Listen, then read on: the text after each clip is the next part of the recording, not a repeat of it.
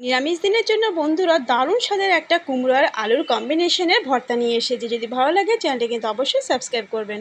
রেসিপিটি করার জন্য ডুমো ডুমো করে কুমড়ো আর আলু কেটে নিয়েছি, এরপরে সিদ্ধ করে নিয়েছি। সিদ্ধর পরে হাত দিয়ে স্ম্যাশ করে নিয়েছি কুমড়ো আর আলুটাকে। এরপরে দিয়ে দিয়েছি কড়াইতে সর্ষে তেল, তার মধ্যে কিছুটা আমি কুচনো চীনাবাদাম আগে থেকে ভেজে নিয়েছি। হালকা ভাজার পরে তার মধ্যে দুটো শুকনো লঙ্কা আর কালো জিরে ফোড়ন দিয়ে একটু নাড়াচাড়া করে নিয়েছি।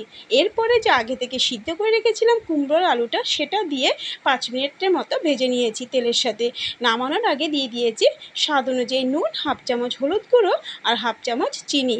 একটু নাড়াচাড়া করে তারপরে আবার একটা প্লেটে তুলে নিয়েছি। বন্ধুরা, নিরামিষ দিনে যদি এই রকম কুমড়োর আলুর ভর্তা হয় তাহলে কিন্তু এক থালা ভাত খেয়ে নেওয়া কোনো ব্যাপারই না, দারুণ লাগবে খেতে। আর অবশ্যই কিন্তু একদিন করে খাবেন।